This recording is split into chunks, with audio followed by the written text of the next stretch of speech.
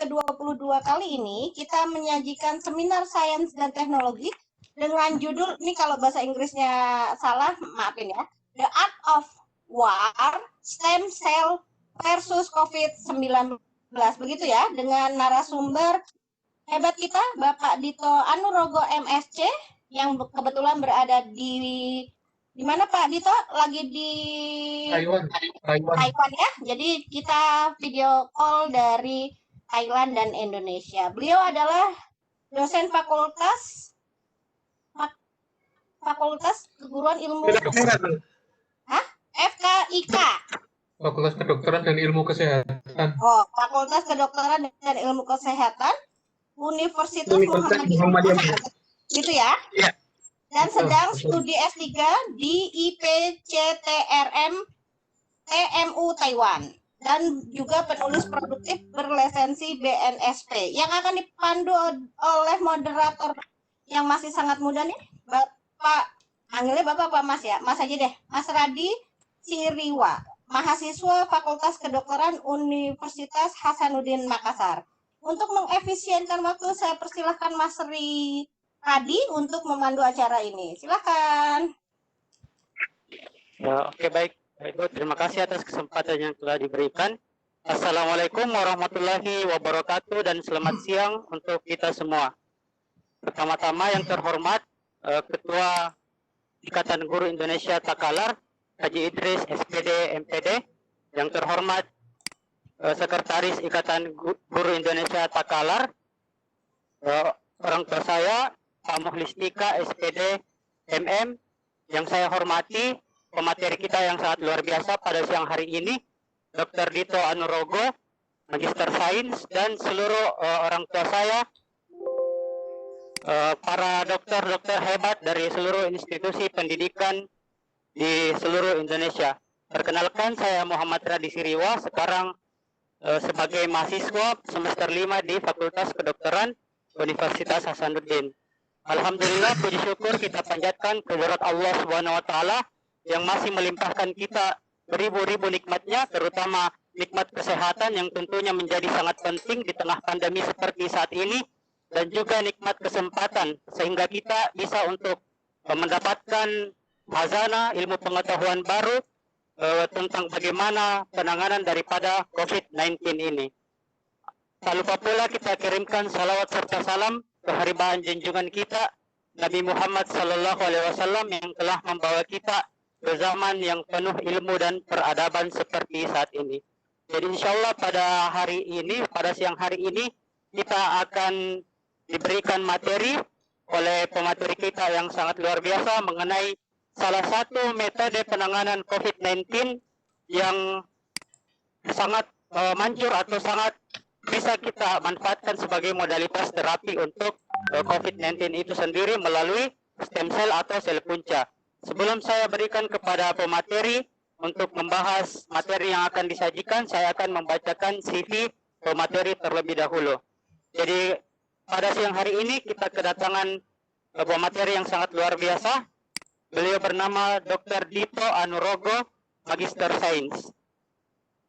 Beliau lahir di Semarang pada tanggal 23 Juli 1983, mengenyam pendidikan kedokteran pada tahun 2002 sampai 2009 di Universitas Islam Sultan Agung Semarang dan melanjutkan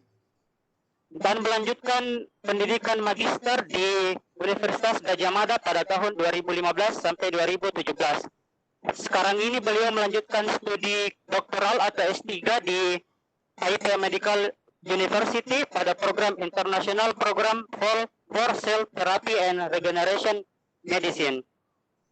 Nah, beliau memiliki ketertarikan pada hal-hal yang berbau penelitian, terutama untuk stem cell dan mikrobiologi. Beliau memiliki pengalaman kerja yang sudah sangat banyak dan sekarang beliau menjadi dosen di Universitas Muhammadiyah Makassar.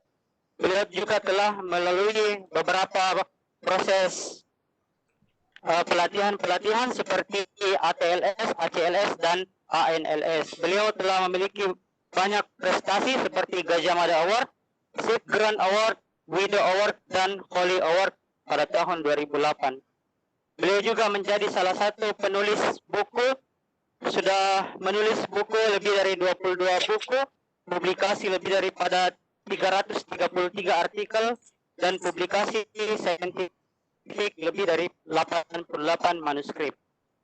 Nah, untuk selanjutnya saya persilahkan dengan hormat untuk Dr. Dito Anurogo menyampaikan materinya. Kepada dokter, saya persilahkan dok.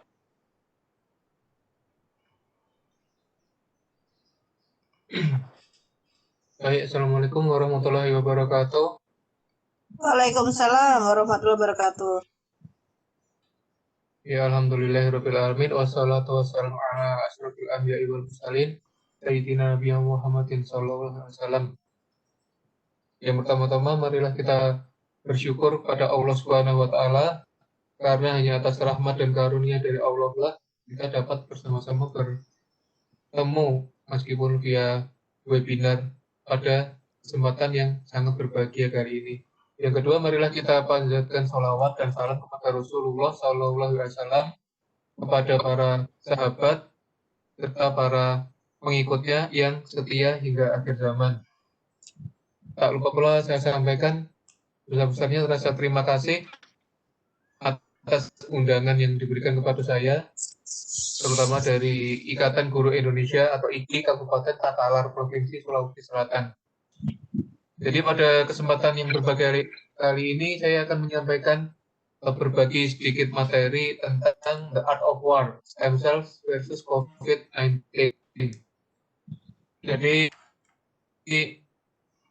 sebagai pengantar, kenapa namanya The Art of War? Jadi The Art of War itu merupakan suatu kekayaan atau harta karun ya, harta karun militer di zaman Kekaisaran Cina kuno, itu kurang lebih 5 abad sebelum Masehi. Jadi ini di buku ini atau The Art of War, jadi seni perang ini ditulis oleh ahli atau jenderal perang militer dari Cina yang bernama Sun Tzu atau disebut juga Sun Tzu. Jadi terdiri dari 13 chapter atau 13 bab atau bagian, dan ini dipersembahkan untuk menguasai strategi perang atau memenangkan semua pertempuran yang ada. Jadi buku The Art of War ini hampir lebih dari 1.500 tahun itu menjadi rujukan inti atau semacam kitab sucinya para jenderal, para komandan, dan para ahli strategi, terutama di bidang militer.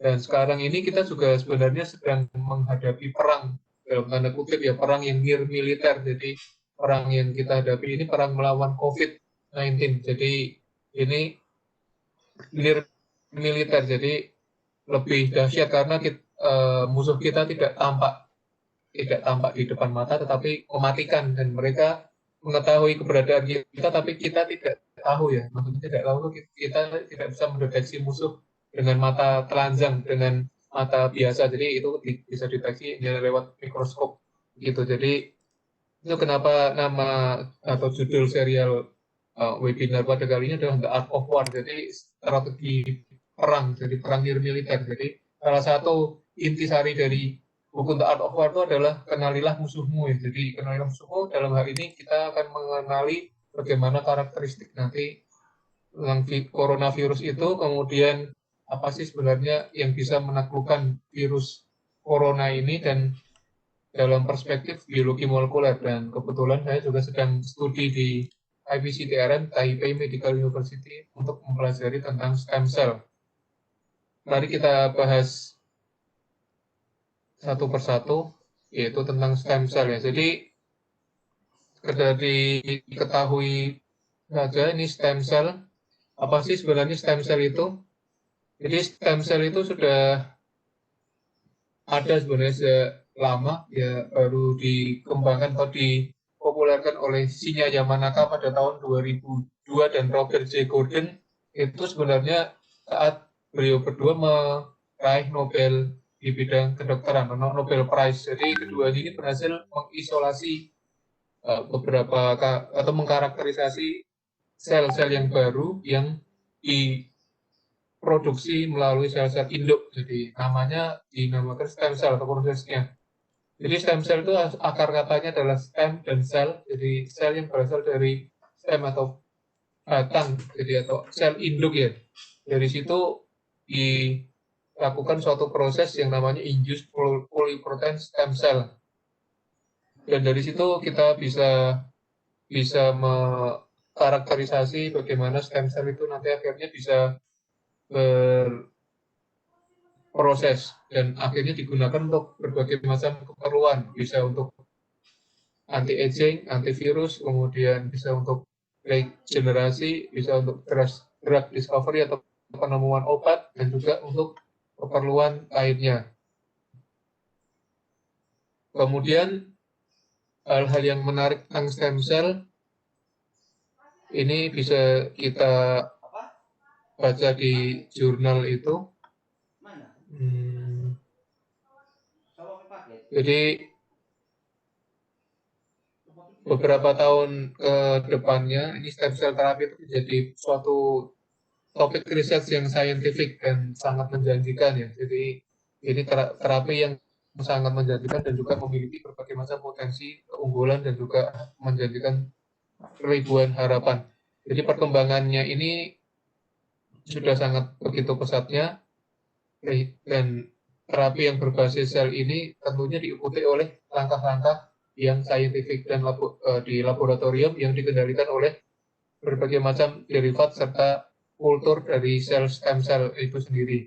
Tentunya tak lupa juga dalam hal processing atau produksi stem cell ini diperlukan quality control atau kontrol kualitas dan juga pembentukan teratoma assay yang diperlukan atau sangat penting di dalam prosedur untuk menilai dari karakterisasi atau kualitas dari stem cell yang sedang diuji cobakan itu.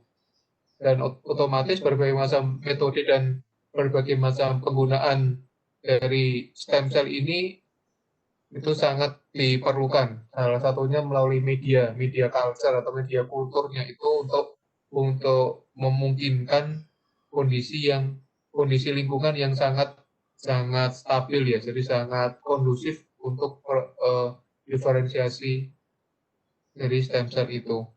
Kemudian berbagai macam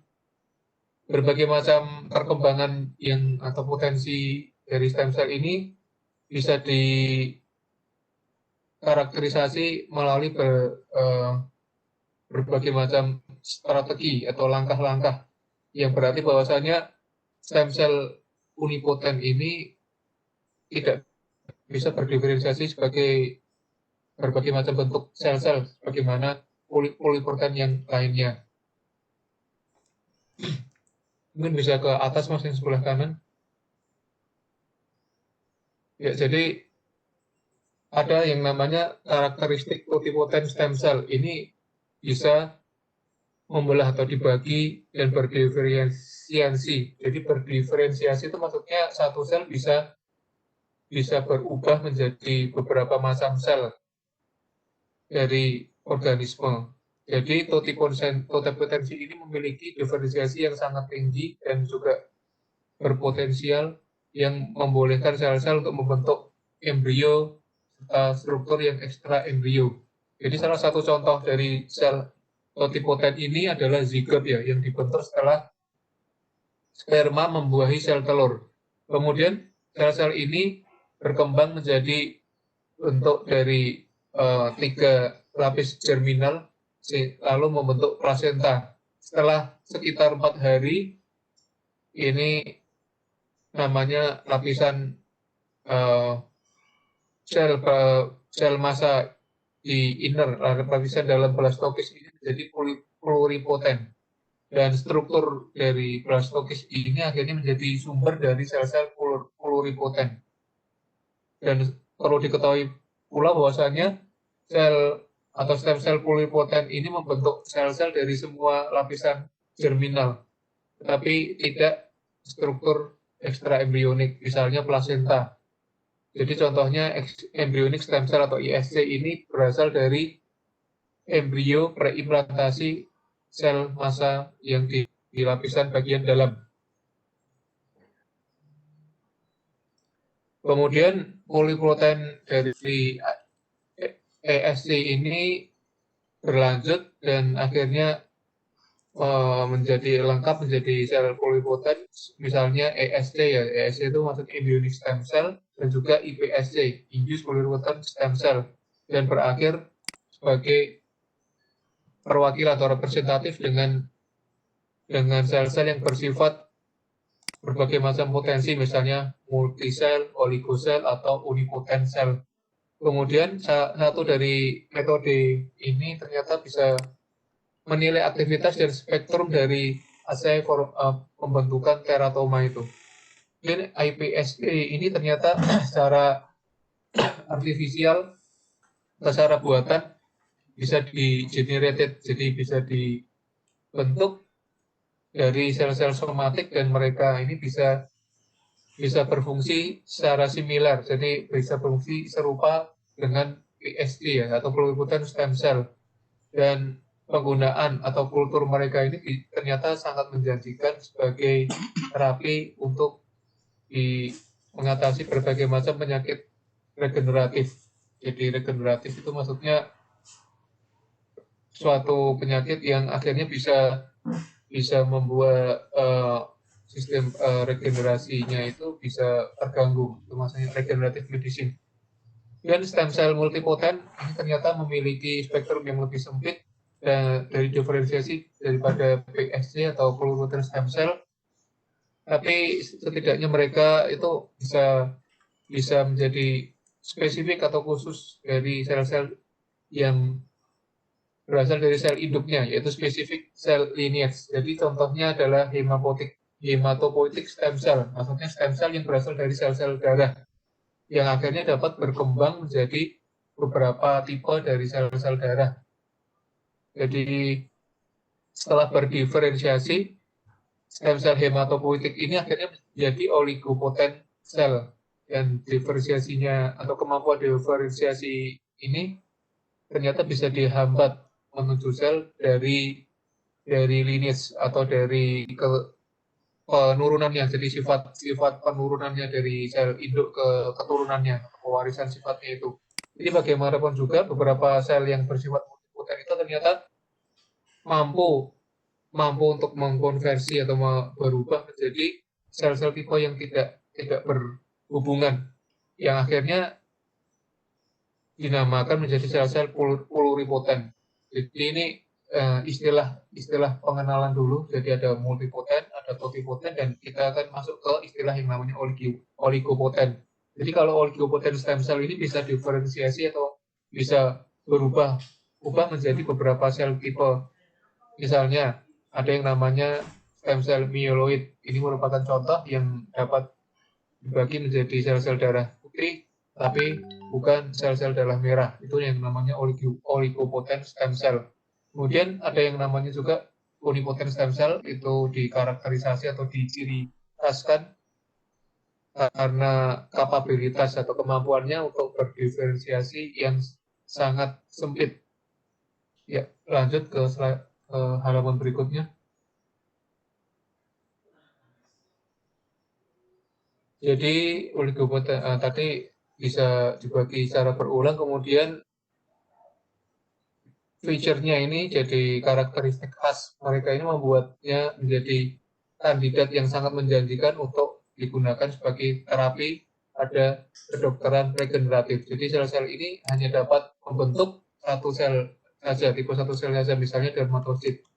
Kemudian kita akan membahas tentang stem cell biologinya. Jadi yang penting dari stem cell atau karakteristik biologi stem cell ini adalah pertama bahwasanya blastokis itu dibentuk setelah adanya fusi atau peleburan dari sperma dan ovum pada saat proses yang namanya fertilisasi atau pembuahan. Kemudian dinding lapisan dalamnya itu ternyata dilapisi oleh stem cell yang daya hidupnya itu masih dalam jangka pendek atau short life stem cell yang namanya embryonic stem cell. Jadi blastokis ini tersusun dari dua tipe sel yang berbeda, yaitu ICM dan yang satunya TE, yaitu ICM itu inner cell mass yang akhirnya berkembang menjadi epiblast dan juga menginduksi perkembangan fetus atau janin, dan juga TE itu maksudnya torvectoderm. Jadi intinya bahwasanya pluripoten dari stem cell ini mengizinkan untuk membentuk sel-sel apapun dari organisme. Salah satu yang dicontohkan yang paling terkenal adalah HESC ya, jadi Human Embryonic Stem Cell, itu yang berasal dari ICM atau tadi inner cell mass. Dan ini dalam proses embryogenesis, jadi embryogenesis itu proses pembentukan embrio. Itu proses pembentukan embrio, sel-sel bisa membentuk yang namanya ini ya bisa dilihat di bagiannya ini, jadi perkembangan oosit dan pembentukan dari stem cell dari blastocell yang dibentuk dari oosit yang mengandung atau terdiri dari embryonic stem cell. Jadi sel oosit yang sudah dibuahi ini ada yang lingkaran sebelah kiri ini namanya torvectoderm, ini blastocell, ini ada inner cell mass. Ini dari sini bisa mempengaruhi proses gastrulasi, di mana pada gastrula ini terdapat mesoderm, endoderm, dan ektoderm. Kemudian dari blastocell sini bisa berkembang yang namanya embryonic stem cell yang sifatnya pluripoten ini. Dari embryonic stem cell ini kita karakterisasi melalui induced pluripotent stem cell menjadi bersifat multipotent stem cell.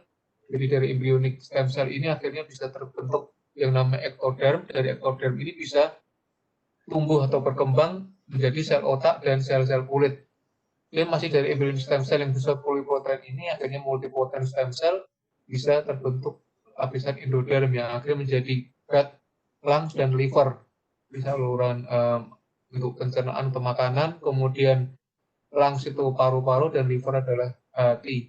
Kemudian lapisan mesoderm ini bisa berkembang menjadi tulang, otot, dan juga darah. Ya, lanjut ke slide selanjutnya. Jadi kita lihat bahwasanya di antara berbagai macam tipe ini ada diferensiasi ya. Misalnya mesenchymal stem cell ini ada di berbagai macam jaringan di sumsum tulang. Kemudian diferensiasi sel-sel ini bisa berdiferensiasi terutama menjadi sel tulang, kartilago atau tulang rawan, dan juga sel-sel lemak. Jadi sebagaimana stem cell, mereka itu merupakan perkecualian karena mereka itu bersifat pluripoten dan juga dapat berspesialisasi atau memiliki sifat yang spesialis di sel-sel dari berbagai macam lapisan germinal apapun. Kemudian ada yang namanya neural cell atau sel-sel saraf yang akhirnya bisa tumbuh dan berkembang menjadi sel-sel saraf dan sel-sel pendukung mereka. Mereka ini mengacu atau merujuk pada neural cell ini. Misalnya saja oligodendrosit dan astrosit. Kemudian ada yang namanya hematopoietic stem cell yang membentuk semua jenis dari sel-sel darah, misalnya sel darah merah, sel darah putih, maupun platelet atau kopling darah. Dan stem cell dari kulit ini bisa membentuk misalnya saja keratinosit yang merupakan lapisan protektif atau lapisan pelindung dari kulit. Kemudian kita lihat bagan yang ini atau gambar. Jadi bagaimana dilihat bahwasanya ada perubahan potensi stem cell pada perkembangan tubuh manusia. Jadi potensi atau potensinya ini berkisar dari sel-sel pluripoten dari blastokis menjadi sel-sel unipoten dari jaringan spesifik di tubuh manusia, misalnya kulit, sistem saraf pusat, atau sumsum tulang. Kemudian sifat dari pluripotensi dari stem cell ini ternyata bisa dibalikkan atau bersifat reserve dan dapat diterima atau dikembangkan pula menjadi suatu formasi atau menjadi bentuk dari induced pluripotent stem cell yang menggunakan octamer binding transcription factor yaitu OCT4 dan juga sex determining region Y yaitu SOX2 dan couple like factor 4. Jadi kita lihat di figur 2 ini dari sebelah kiri yang berwarna pink ini yaitu dari zigot akhirnya berkembang menjadi blastokis, Dari blastokis ini ada yang namanya ICM, inner cell mass, dan blastokis ini merupakan sumber yang baik dari embryonic stem cell yang bersifat pluripoten. Dari blastokis bisa berkembang menjadi epiblast melalui proses post-implantasi, dan ini bisa merupakan sumber dari epiblast ini menjadi epiblast stem cell yang bersifat pluripoten. Dari sini epiblast akhirnya bisa berkembang menjadi embrio di fase akhir atau early fetus, jadi masa janin awal. Nah, ini merupakan sumber yang baik juga untuk yang namanya embryonic germ cell, masih bersifat pluripoten. Dari sini primordial germ cell ini akhirnya bisa berkembang menjadi individu dewasa atau adult, dan ini merupakan sumber yang baik dari adult stem cell yang bersifat multi atau unipoten. Dari adult stem cell ini bisa diprocessing lagi, akhirnya tumbuh dan berkembang menjadi sel kulit, kemudian sel sistem saraf pusat, sel dari sumsum tulang, dan sel-sel lainnya.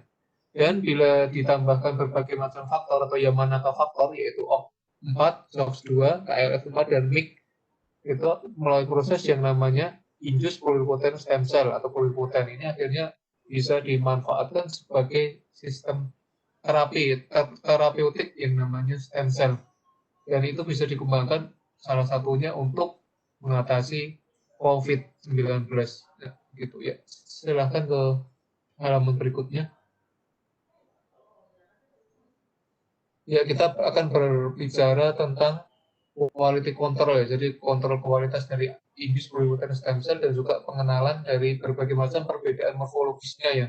Jadi dari sini ada beberapa macam prosedur untuk kualitas kontrolnya, yaitu yang pertama adalah short tandem repeat analysis. Jadi ini merupakan perbandingan dari lokus spesifik pada sampel DNA, kemudian ada analisis identitas.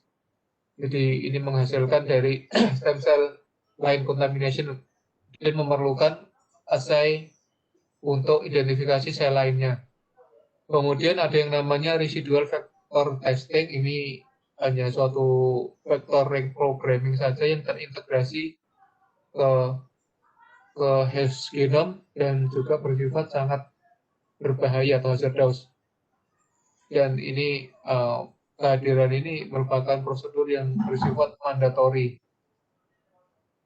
Ya, salah satu teknik juga yang bisa untuk diterapkan di dalam mengembangkan stem cell adalah flow cytometry. Jadi teknik ini menggunakan cahaya untuk menghitung dan untuk memprofilkan atau mengkarakterisasi sel-sel pada campuran cairan yang bersifat heterogen.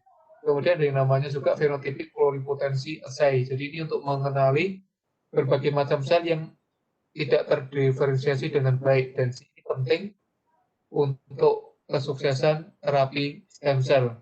Ya, kita ke halaman selanjutnya.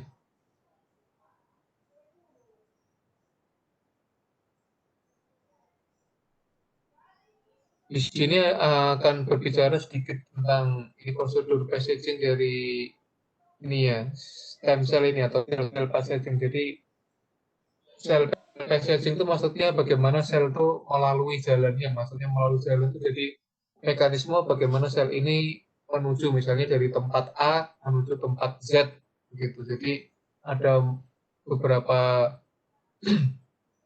prosedur yang penting. Misalnya pertama adalah manual passage. Jadi manual passage ini berfokus pada menggunakan sel scratcher, jadi pengambil sel. Jadi seleksi dari sel-sel tertentu ini tidak diperlukan. Jadi hal ini dapat dilakukan di awal stadium dari derivasi sel lain. Maksudnya dari perubahan dari sel-sel awal itu. Kemudian ada yang namanya penggunaan trypsin, itu menggunakan yang namanya automated human embryonic stem cell passage.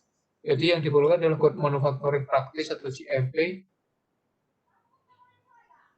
dan grade yang dikombinasi dengan trypsin.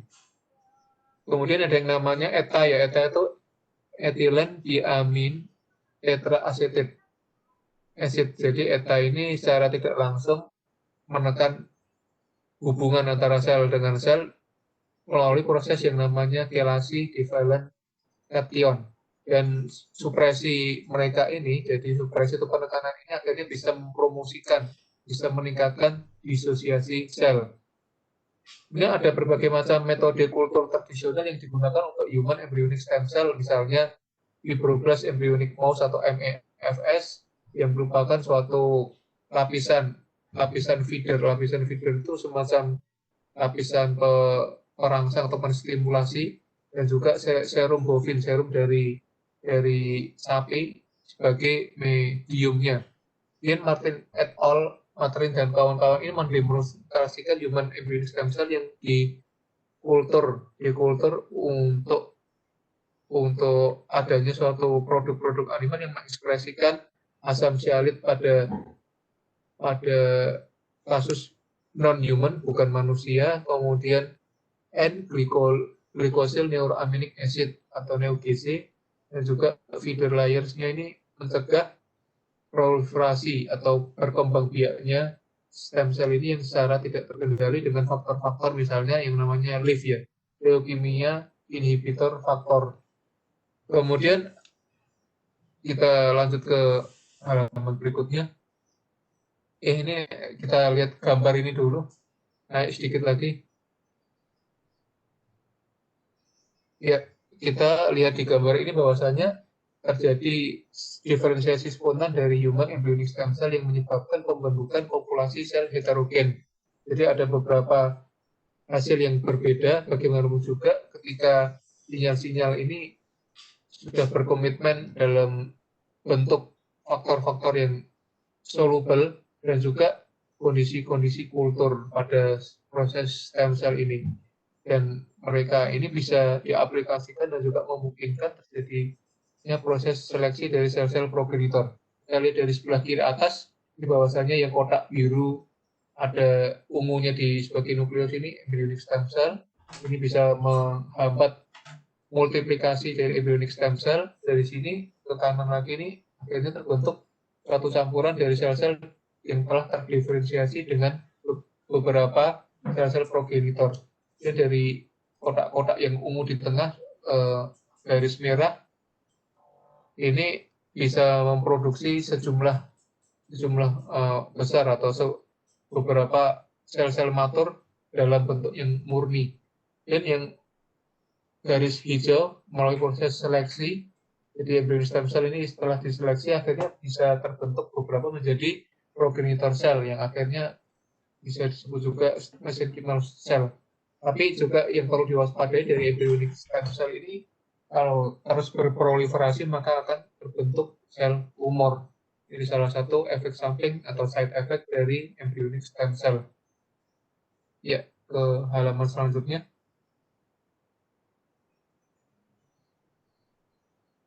Ya, ini benar. Kita lihat bahwasanya proses kultur dari pluripotent stem cell secara in vitro atau di dalam tabung. Jadi 3 hari setelah proses pembuahan atau fertilisasi, sel-sel totipotent ini terbentuk. Kemudian blastopis dengan ICN itu dibentuk pada hari ke-6 setelah fertilisasi. Kemudian pluripotent stem cell dari ICM itu dapat secara sukses ditransmisikan pada cawan Petri atau melalui dish. Ya. Ke selanjutnya, halaman berikutnya. Ini tampaknya ada gangguan di kotak. Ini apa ya kotak ini? Bisa dihilangkan kan? Nah, agak ke bawah lagi dan ini dikecilkan. Sudah cukup. 100% aja bisa mas. Minta tolong. Ya 100 aja. Ya cukup. Naik sedikit sudah cukup.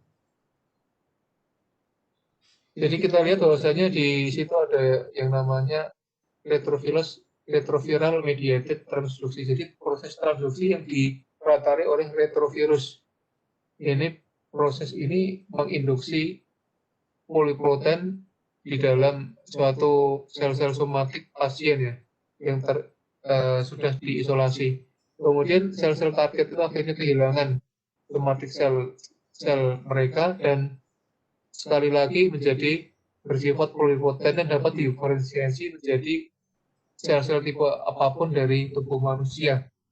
Kita lihat yang sebelah atas ini sel-sel ya sudah diisolasi dari pasien, dan ini dari sel kulit atau misalnya dari fibroblast yang ditumbuhkan pada cawan Petri atau disk. Dan dari sini dilakukan treatment sel-sel dengan reprogramming faktor, dan kita perlu menunggu selama beberapa minggu. Dan dari situ akhirnya terbentuklah suatu pluripotent stem cell, dan dari cawan Petri yang kedua ini, yang di bawah ini, akhirnya bisa mengubah kondisi kultur untuk menstimulasi atau merangsang sel-sel untuk berdiferensiasi menjadi berbagai macam beragam tipe sel yang kita inginkan. Misalnya menjadi sel-sel darah, menjadi sel-sel gut atau sel-sel di pencernaan, kemudian bisa juga berdiferensiasi menjadi sel-sel otot jantung. Turun sedikit, kita bahas ke sumber-sumber iPSC sebelah kanan bawah ini. Ya, jadi karena sel-sel pluripotent ini bisa merangsang atau stimulasi dari berbagai macam sel-sel apapun, jadi mereka ini akhirnya dapat merupakan sumber yang tidak terbatas, bisa untuk menggantikan jaringan yang sakit atau jaringan yang rusak atau jaringan yang hilang pada tubuh manusia. Dan induced pluripotent stem cell ini bisa langsung dibutuhkan untuk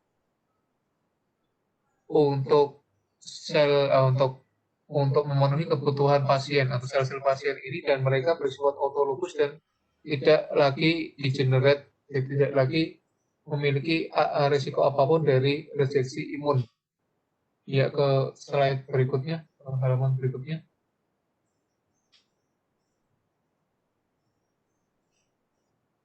Jadi ini ada assay formasi teratoma ya, jadi teratoma atau pembentukan teratoma, jadi teratoma macam tumor. Jadi kita lihat bahwasanya rata pembentukan teratoma itu misalnya dapat diobservasi meningkat pada yang namanya human induced pluripotent stem cell yang dibandingkan dengan apa yang disebut ada human embryonic stem cell. Dan perbedaan ini bisa dihubungkan dengan berbagai macam metode diferensiasi yang berbeda dan macam-macam sel yang sumbernya. Jadi secara umum teratoma assay ini melibatkan suatu suntikan yang sudah diperiksa dulu dari induced pluripotent stem cells yang bersifat subcutaneous atau melalui pemberian secara melalui kulit, kemudian atau melalui testis atau melalui kapsul ginjal pada mencit yang sudah bersifat imunodefisiensi. Jadi sistem imunnya diturunkan atau dikurangi. Jadi setelah injeksi ini jaringan yang sudah imatur tetapi masih tetap dikenali ini dapat diobservasi oleh para ilmuwan atau saintis, misalnya saja bagian yang namanya tubulus ginjal, tulang, kemudian kartilago atau tulang rawan, dan juga neuroepitelium. Jadi injeksi atau tempat suntikan ini bisa berdampak pada efisiensi pembentukan teratoma. Kemudian kita lanjutkan ke halaman berikutnya. Ya, ini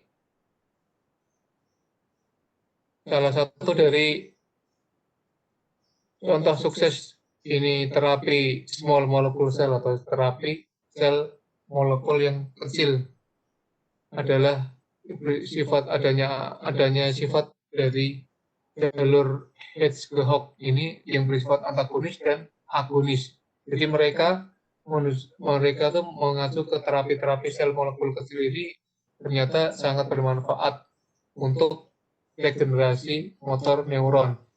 Kemudian molekul kecil yang endogen ini dengan fungsi pada perkembangan atau pertumbuhan embrionik dapat juga digunakan untuk metode in vitro untuk menginduksi berbagai macam diferensiasi sel.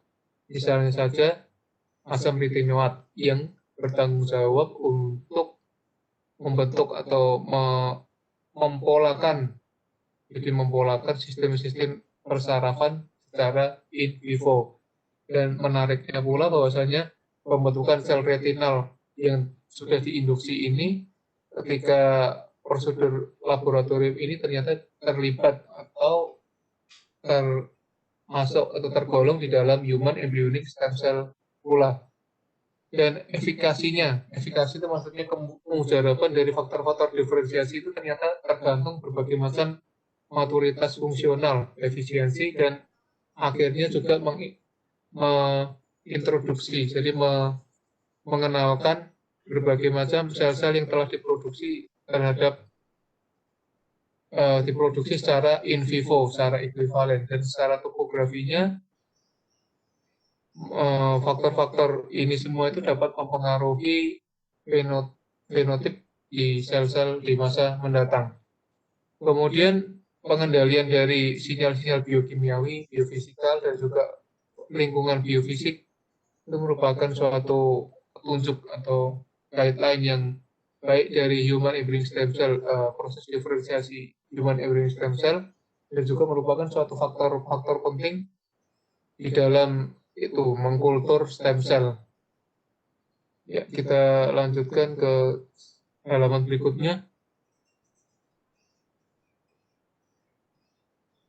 Jadi yang penting dari halaman ini adalah adanya terapi yang berbasis sel. Ini di sebelah kanan bawah ini, stem cell ini dapat diinduksi menjadi tipe-tipe sel spesifik yang diperlukan untuk mereparasi atau untuk memperbaiki jaringan yang rusak atau jaringan yang sudah mengalami cacat. Jadi kita ketika kita itu memerlukan tisu atau jaringan yang bisa ditransplantasikan dan juga organ-organ yang membutuhkan supply itu maksudnya membutuhkan pertolongan. Jadi stem cell itu muncul sebagai solusi yang sempurna untuk problematika tersebut. Jadi kondisi-kondisi yang paling umum yang bisa memanfaatkan dari ini terapi yang berbasis sel ini misalnya degenerasi makular, kemudian penyakit stroke, osteoartritis atau radang tulang serta persendiannya, kemudian penyakit-penyakit yang bersifat neurodegeneratif atau yang bersifat pelemahan pada sistem saraf dan juga penuaan, dan juga diabetes mellitus atau kencing manis. Jadi karena teknik inilah maka bisa memungkinkan sel-sel otot jantung itu menjadi sehat lagi dan juga kemudian pada akhirnya bisa mentransplantasikan tadi sel-based terapi berbasis sel ini ke pasien dengan penyakit jantung. Ya, ke slide selanjutnya. Kita lihat pada tikus ini ya, bisa dibesarkan 120 mungkin. Di zoom ya. Lagi, ya sudah cukup. Jadi eksperimen stem cell pada animal atau hewan coba. Jadi eksperimen ini adalah salah satu bentuk dari berbagai macam prosedur yang membuktikan bahwasanya stem cell itu merupakan faktor-faktor yang penting atau krusial di dalam kedokteran regeneratif di masa mendatang. Sebelah kiri kita lihat bahwasanya mouse adult stem cell, jadi tikus dewasa yang disuntik dengan stem cell, dan disuntiknya ini ke otot ya, ke muscle dari dinding ventrikular kiri yang sudah dirusak, yang sudah dilukai. Jadi dinding ventrikel dari jantung tikus ini disuntik dengan stem cell, dan stem cell akhirnya bisa membantu meregenerasi sel-sel otot jantung yang rusak. Itu yang sebelah kiri. Kemudian sebelah kanan human adult bone marrow stem cells. Jadi stem cell pada sumsum tulang manusia dewasa itu diinjeksikan atau disuntikkan ke ekor, jadi sistem pembuluh darah yang berada di ekor dari tikus atau rat. Kemudian ternyata terbukti bahwasanya stem cell yang berasal dari sumsum tulang manusia dewasa ini ternyata bisa menginduksi atau bisa merangsang pembentukan pembuluh darah baru di otot jantung tikus yang rusak, dan juga bisa menginduksi juga atau merangsang juga proliferasi dari pembuluh darah yang tadinya terganggu menjadi lebih baik. Gitu. Silahkan ke berikutnya, ke bawah. Ya, saya pikir cukup, agak ke atas sedikit. Ya, ini kita lihat di tabel ya, tabel 1. Tabel 1 ini adalah berbagai macam stem cell pada human exfoliated deciduous teeth, jadi pada gigi manusia. Contohnya ini ada yang namanya stem cell of human exfoliated deciduous teeth atau SHED. Itu tipenya misalnya adiposit, kondrosit, osteoblast, dan mesenkimal. Dan peran pada kedokteran regeneratif pada SHED atau tipe adiposit ini misalnya untuk regenerasi otot jantung, untuk mencegah penyakit kardiovaskuler, untuk perawatan dari kondisi ortopedik atau tulang dan spine, dan gagal jantung kongestif, dan juga penyakit Crohn. Kemudian untuk tipe SID, kondrosit, untuk peran pada kedokteran regeneratif berfungsi untuk pertumbuhan kardiolago dan juga cocok untuk transplantasi. Dan pada tipe osteoblast, jaringan tulang itu ternyata cocok digunakan untuk proses transplantasi, pertumbuhan gigi, efek kraniofasial, dan juga regenerasi tulang. Kemudian untuk SHED atau SHED tipe mesenkimal ini ternyata juga berperan, stem cell-nya ini digunakan pada kasus ini spinal cord injury repair, jadi perbaikan cedera sumsum tulang spinal cord. Kemudian merestorasi feeling and movement in paralyzed pasien, jadi memulihkan pasien-pasien yang tadinya mengalami kelumpuhan. Kemudian juga bisa berpotensi stem cell untuk tata laksana atau terapi pada penyakit Alzheimer atau pikun, kemudian pada penyakit Parkinson atau gangguan pergerakan. Ya, ke slide selanjutnya. Maaf Pak Dok, waktunya 15 menit saja ada tanya jawab. Oh ya sudah, kita masuk coba ke Karena ada tanya kesimpulan. jawab. Masuk ke kesimpulan aja, coba ke bawah lagi. Waktunya lebih banyak mungkin ditanya jawab Dok, karena banyak penasaran ini. Oh iya silakan. Iya Dok, Ya, bawah. ya. Ini kita lihat sedikit tentang yang ini yang gigi, gambar gigi ini. Jadi lokalisasi itu maksudnya tempat ya, penyebaran tempat dari stem cell pada jaringan gigi, ada di dental pulpa, cementum, ligamentum periodontal, kemudian pada sistem akarnya, jadi ada akar gigi atau root, ada dentin dan ada mahkota. Itu beberapa macam stem cell yang bisa didapatkan dari jaringan gigi. Ya, ke gambar berikutnya mungkin, yang atau tabel bawah tadi. Ya, ini tabel ini merupakan informasi yang detail tentang diferensiasi dari stem cell, misalnya pada jaringan ectoderm, mesoderm, endoderm, dan tipe selnya ada sel-sel odontogenik, kemudian misalnya osteosit atau osteoblast, dan juga pada sel-sel haki. Kemudian strategi diferensiasi ini macam-macam, ada implantasi subkutan, induksi faktor tertentu, atau mungkin dengan human costal chondrocyte. Dan metode deteksinya semuanya secara in vitro atau melalui tabung di laboratorium. Ya, ke halaman berikutnya.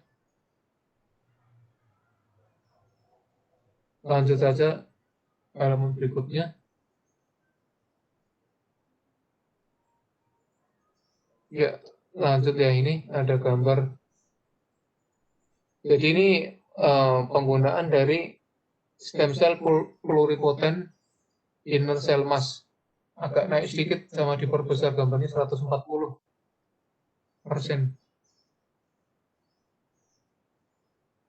Berarti turun sedikit ini keterangan. Iya, naik, sudah pas. Jadi ini penggunaan dari inner cell mass pluripotent stem cell dan juga stimulasi mereka atau rangsangannya sehingga terjadi proses yang namanya berdiferensiasi menjadi tipe sel apapun yang diinginkan.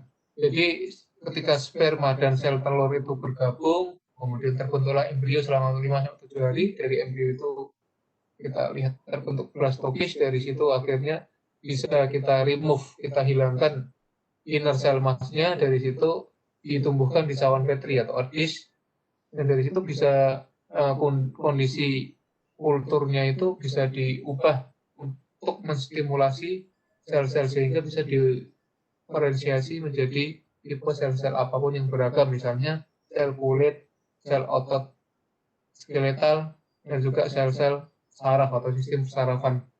Ya, selanjutnya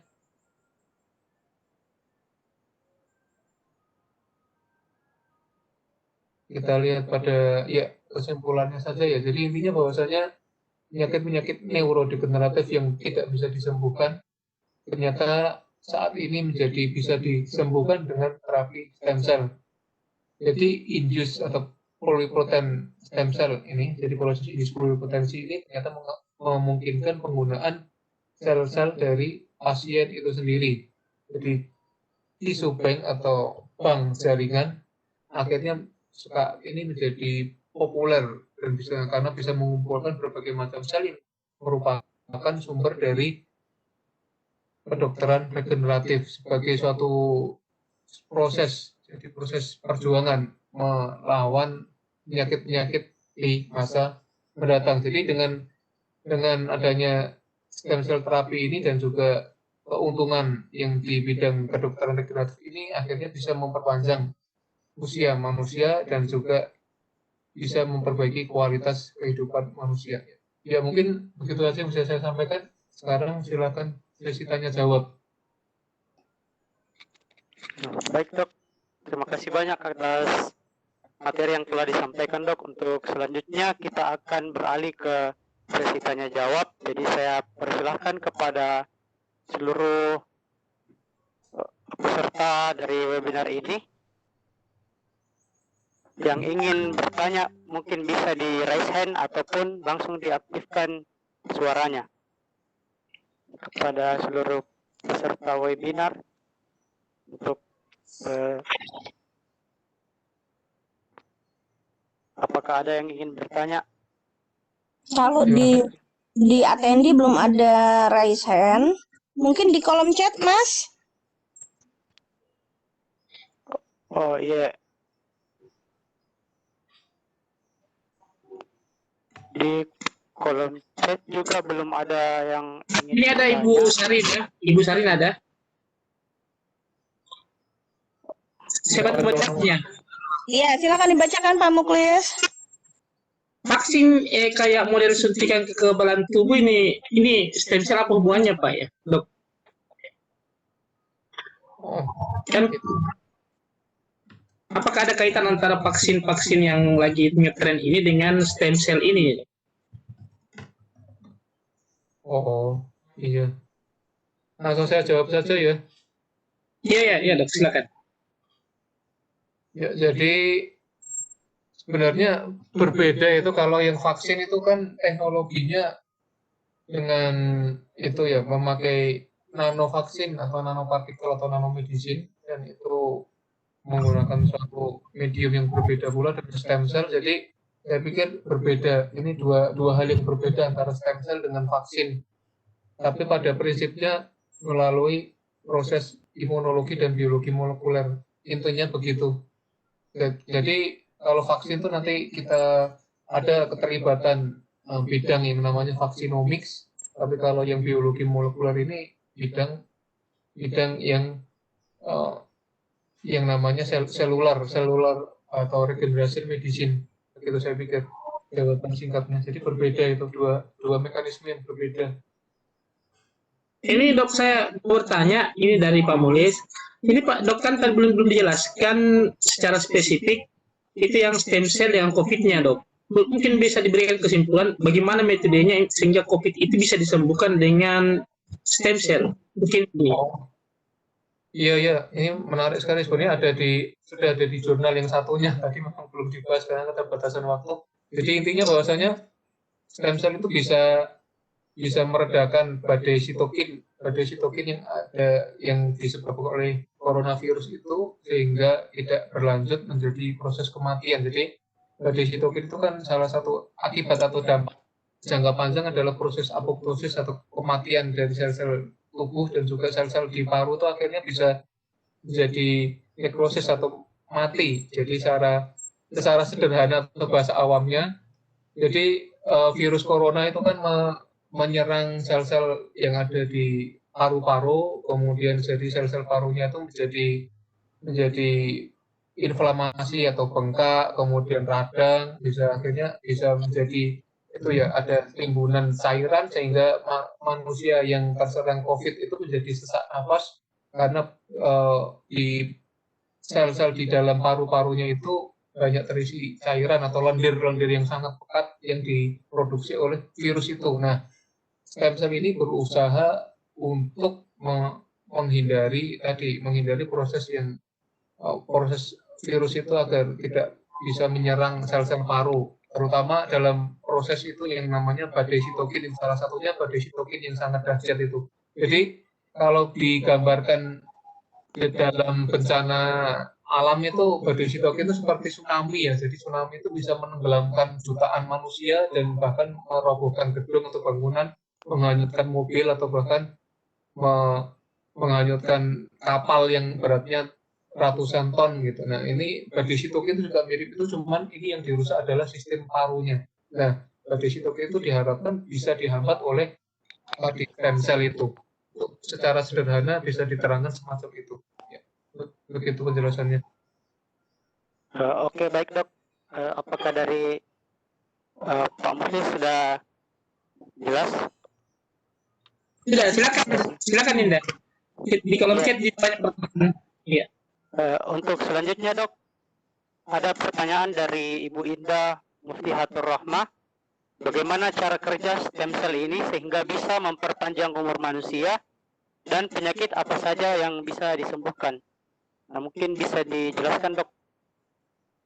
Oh iya, saya akan berusaha menjelaskan dengan bahasa awam ya. Jadi stem cell kenapa bisa membuat orang awet muda itu karena kan dia stem cell ini mempunyai sifat yang namanya bisa terus memperbarui dirinya sendiri atau self renewal. Maksudnya memperbarui dirinya sendiri itu jadi bisa mengolah dirinya sendiri sehingga bisa selalu dalam tanda kutip selalu awet muda. Dan prosesnya itu tentunya sangat rumit, tetapi memang dari karakterisasi dari stem cell itu sendiri memang bisa self renewal. Dan kalau agak berbicara sedikit rumit, maka stem cell ini akan mempengaruhi yang namanya telomer ya. Telomer itu salah satu bagian dari gen yang berfungsi untuk menentukan usia panjang pendeknya kehidupan manusia itu dari telomernya itu. Nah, ini stem cell ini berpengaruh dan mempengaruhi juga dari telomer serta telomerase itu bahasa sederhananya. Kemudian kalau pertanyaan tentang stem cell itu bisa mengobati apa saja ya, jawaban saya bisa mengobati semua penyakit dari ujung rambut sampai ujung kaki, itu semuanya bisa terapi ya. Bisa diterapi dengan stem cell. Jadi misalnya ibu menyebutkan penyakit apa gitu, stroke bisa, penyakit jantung bisa, penyakit ginjal bisa, penyakit kulit bisa ya. Intinya bisa semua karena tadi stem cell ini kan bisa berubah menjadi sel-sel apapun yang kita inginkan. Jadi kalau yang rusak itu sel jantungnya, maka stem cell bisa diubah menjadi sel jantung yang tidak rusak. Jadi sel jantung yang rusak tadi akhirnya bisa diperbaiki dengan stem cell yang untuk di laboratorium tadi. Begitu secara sederhananya. Ya dok, terima kasih atas jawaban yang telah diberikan dok. Untuk pertanyaan selanjutnya dari Ibu Nurul Syami, bagaimana tingkat keefektifan stem cell dengan penggunaan vaksin COVID? Misalkan dari segi waktu, karena sepertinya proses untuk mendapatkan stem cell ini masih perlu mungkin penelitian lebih lanjut lagi, sedangkan vaksin sekarang sudah tersedia. Jadi bagaimana dok? antara perbandingan penggunaan stem cell dengan vaksin? Ya, jadi ini pertanyaan yang bagus sekali. Saya pikir itu keduanya sama-sama efektif. Ya, jadi ini stem cell juga sudah dimulai di berbagai macam laboratorium di berbagai negara juga untuk mengatasi COVID, dan dalam waktu yang bersamaan juga vaksinnya. Tapi terus terang kalau lebih efektif mana, saya belum membaca publikasi jurnalnya yang membandingkan antara keduanya. Tapi kalau bicara masalah waktu, saya pikir ini targetnya kan berbeda. Kalau yang vaksin tadi kan targetnya sebagai preventif ya, sekunder preventif.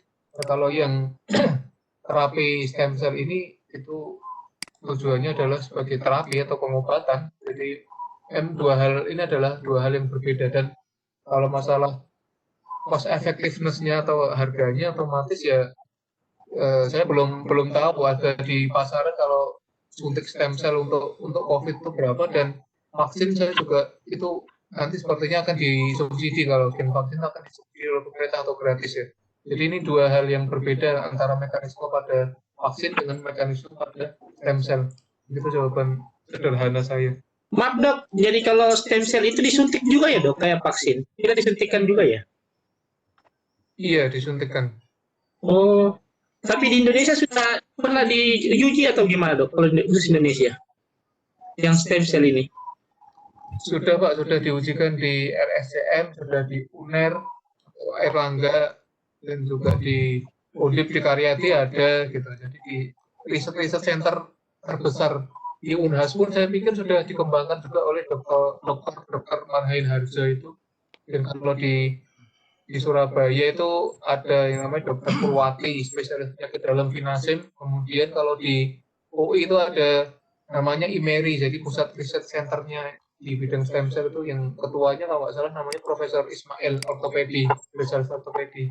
Begitu. Sudah di Indonesia sudah ada dan sudah berhasil juga. Maaf dok, mau tanya lagi, saya penasaran ini. Prosesnya dalam penyembuhan stem cell itu memakan waktu berapa lama ya dok? Tergantung banyak faktor Pak. Jadi tergantung pertanyaannya, pertama daya tahan tubuh pasiennya itu, kemudian seberapa derajat parahnya, dan juga nanti stem cell apa yang diinginkan gitu. Jadi tidak bisa semua orang yang sakit yang infeksi COVID-19 tidak bisa langsung disamaratakan kalau dengan stem cell pasti sembuh misalnya 1 hari atau 1 minggu gitu. Itu banyak sekali faktor yang menentukan keberhasilannya. Termasuk juga nanti apakah pasien ini ternyata memiliki daya reject atau daya tolak. Maksudnya daya tolak itu ada sistem reaksi alergi imunologi ya. Jadi maksudnya setelah disuntik itu dia langsung menerima stem cell yang diberikan, apakah menolak dari stem cell yang sudah diinjeksikan ke tubuhnya, begitu saya pikir. Jadi untuk waktunya tergantung dengan berbagai macam faktor yang ada, begitu. Oke, Dinda, silakan. Iya dok, terima kasih atas jawaban yang sudah diberikan. Selanjutnya ada peserta yang raise hand dari Pak Lukman Hadi. Selanjutnya saya persilahkan untuk disampaikan langsung pertanyaannya Pak, dari Pak Muhammad Lukman Hadi.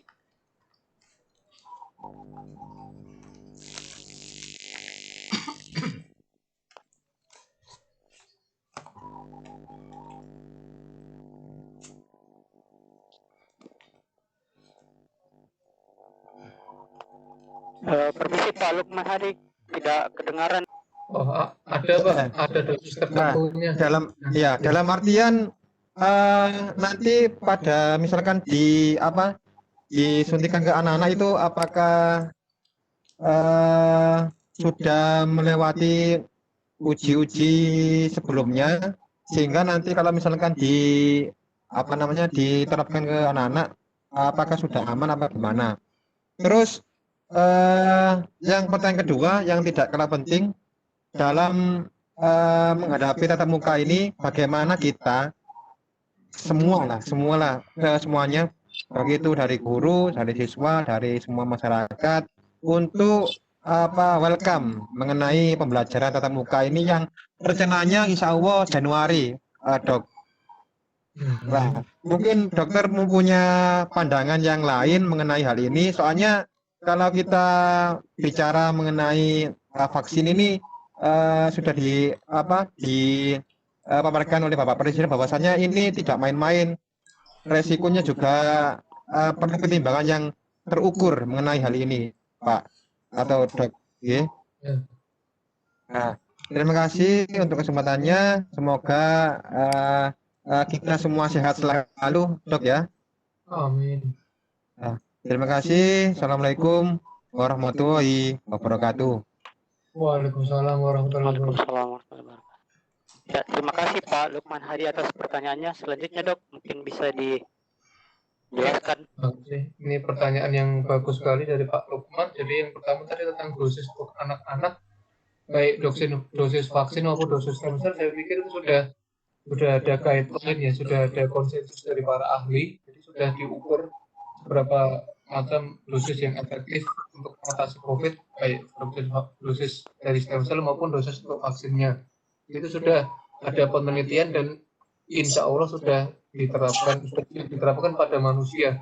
Kemudian yang kedua tadi tentang pelaksanaan tadi pembelajaran yang tatap muka itu yang akan dimulai berdasarkan SKP 4 Menteri tadi pada bulan Januari. Saya pikir kalau memang menggunakan protokol kesehatan yang ketat dan juga disiplin dari semua pihak, saya pikir ya aman-aman saja. Ya cuman tadi permasalahannya kan kadang-kadang mungkin anak-anak ada yang itu ya yang tidak nyaman menggunakan masker, atau mungkin ada guru yang juga belum terbiasa mungkin begitu, dan nanti juga ini akan menimbulkan permasalahan juga dari orang tuanya itu, apakah orang tuanya setuju mungkin, atau nanti ada keberatan-keberatan lain yang bisa diantisipasi di daerah maupun di area-area tertentu yang sulit dijangkau oleh sinyal internet, atau itu bagaimana, itu perlu dipikirkan juga, termasuk juga nanti masalah kesehatan berkaca pada pemerintahan Taiwan. Dan perlu diketahui juga bahwasanya tadinya Taiwan ini termasuk negara yang tidak dianggap oleh WHO di dalam tata laksana COVID, ya maksudnya tidak dianggap karena sebagian tadinya itu kan Taiwan itu tidak dimasukkan dalam kelompok negara yang bisa diprediksi bisa mengatasi COVID dengan baik, tetapi tanpa diduga malah Taiwan malah menjadi negara yang terbaik di dalam tata laksana COVID, dan ini langkah-langkah yang dilakukan oleh Presiden Taiwan Tsai Ing-wen ini akhirnya diapresiasi oleh WHO. Begitu saya pikir. Begitu penjelasan saya, semoga bermanfaat. Ya, Dok, terima kasih atas penjelasan yang telah diberikan. Mungkin dari peserta webinar yang lain ada yang ingin ditanyakan, silahkan raise hand ataupun ketik di chat ataupun mengaktifkan langsung suaranya. Silahkan kalau ada yang Bapak Ibu, sebentar kami akan bagikan post test. Jadi Bapak Ibu sebelum keluar room sebentar mengisi post test dulu. Ada pertanyaannya. Bapak Ibu silakan isi absen. Tokennya kami sudah bagikan. Ini ada pertanyaan lagi ya? Ada, saya bacakan dulu. Ya. Ada, silakan Dendra, ada. Ya, dari Pak Lukman Hadi kembali yang ingin bertanya. Mungkin masih ada yang kurang jelas tadi. Ya, silakan Pak Lukman Hadi. Masih pertanyaan ya Pak Lukman? Ini ada yang Wiwit juga. Ada yang resen ini. Pak Lukman ini, Pak Lukman. Ada juga Ibu Wiwit. Pak Wiwit ya? Halo, silakan Pak Lukman. Halo. Ini di rumahku jam kerja jadi nggak kedengaran. Kalau Mungkin Bapak apa Ibu ya? Ibu. Halo. Halo. Halo, Ya, ya, silakan. Pak Wiwit. mau tanya dok, ya silahkan. tentang COVID-19. Menyambung tadi yang dikatakan, kadang-kadang kita untuk pertahanan diri kita, apa yang kita lakukan untuk memperkuat imun kita. Itu aja dok, terima kasih dok. Ya, terima kasih atas Iya, Dok. pertanyaannya. Jadi ini pertanyaan yang sangat luar biasa. Siapa yang perlu kita lakukan ya untuk memperkuat sistem imun kita ya? Otomatis kita harus menjaga diri tadi yang sudah sedikit saya singgung. Protokol kesehatan tuh kita lakukan secara ketat, misalnya memakai masker, kemudian mencuci tangan, kemudian menjaga jarak, itu kan sudah berulang kali dikatakan dan disebarluaskan informasi itu.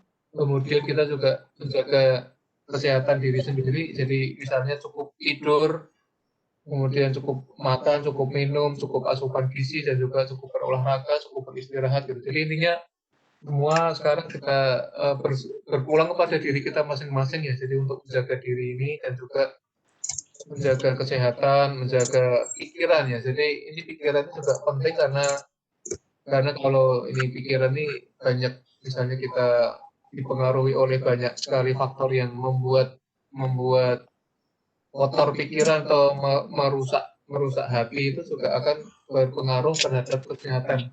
Jadi saya pikir untuk meningkatkan daya tahan tubuh kita juga perlu menyeimbangkan ya. Jadi kata kuncinya adalah harmonisasi antara pikiran, perasaan, jiwa, hati, kemudian perut begitu. Jadi apa yang kita makan, apa yang kita pikirkan, apa yang kita rasakan, apa yang kita baca, apa yang kita dengarkan, itu semuanya berpengaruh terhadap sistem kesehatan atau kekebalan atau sistem imun manusia. Jadi yang bisa dilakukan ya otomatis kita peduli pada diri kita sendiri dan juga peduli pada orang lain, dan juga istilahnya jangan meremehkan atau sombong terhadap apa yang saudara kita mungkin tidak lakukan. Misalnya saya sudah pakai masker, kemudian ada teman yang tidak pakai masker, terus kita, wah ini besok pasti mati ini karena tidak pakai masker. Oh, jangan gitu juga, karena kita tidak tahu siapa yang akan mati duluan. Nah, itu kadang-kadang pikiran-pikiran negatif itu juga mempengaruhi kesehatan kita. Dan juga selain istirahat yang cukup, kemudian olahraga yang cukup atau teratur, ini nanti kita juga perlu memperkuat sistem atau kecerdasan spiritual yang kadang dilupakan ya. Jadi kecerdasan spiritual ini bisa diperoleh kalau di dalam agama Islam ya otomatis dengan banyak membaca zikir, istighfar, sholawat Nabi, membaca Al-Quran, yang selalu dalam kondisi berwudu, dan juga selalu mengingat Allah dan dalam berprasangka buruk. Saya pikir tadi bisa saya sampaikan. Putus ya, Pak dok. Iya. Ini dok, saya ingin bertanya lagi. Kebetulan kan ini di teman-teman di sekolah kan biasanya khawatir dengan COVID ini dok. Bisa digambarkan dok, itu ciri-ciri utama dari COVID sebenarnya yang gimana ya dok? Ciri-ciri bahwa kita kena COVID atau tidak, gimana caranya mengetahui tanpa harus ini tes rapid dan sebagainya? Ciri-ciri itu ya. Ya otomatis kalau ciri-ciri kan itu apa namanya, dari gejala dari COVID itu kan sudah jelas. Jadi dari ada batuk, kemudian ada gangguan di gejala yang paling umum itu misalnya demam, kemudian batuk kering, kemudian rasanya sering capek atau sering lemah, kemudian ada gejala-gejala yang kadang-kadang bisa ada, bisa enggak, itu ada rasa yang tidak nyaman di seluruh tubuh. Bahasa Jawanya adalah gerges itu tidak enak, tidak nyaman di persendian tulang atau apa itu, dan juga nyeri, kemudian ada nyeri tenggorok, kadang ada mensret atau diare, kadang-kadang mata merah, tetapi tidak umum ya.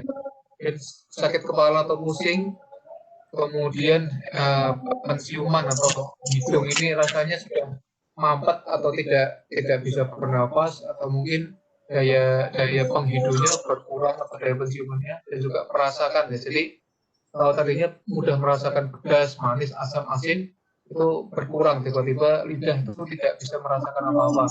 Kemudian di kulit itu kadang-kadang bisa terjadi perubahan warna pada jari tangan, jari kaki, dan terjadi ras itu maksudnya ruam kulit berwarna merah. Kemudian kalau gejala-gejala yang serius itu biasanya sesak nafas atau kesulitan bernafas, kemudian di dada itu terasa ada yang seperti menekan atau seperti tertindas itu ya, ada yang menindih itu, tertindih oleh benda berat.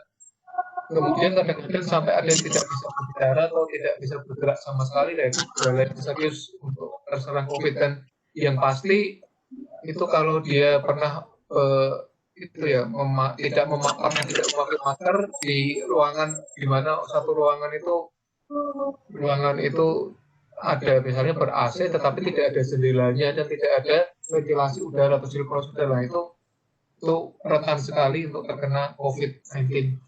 Ya, otomatis gejala-gejala atau tanda dan gejala yang saya sebutkan tadi itu perlu dikonfirmasi. Yang paling sensitif dan spesifik adalah dengan PCR.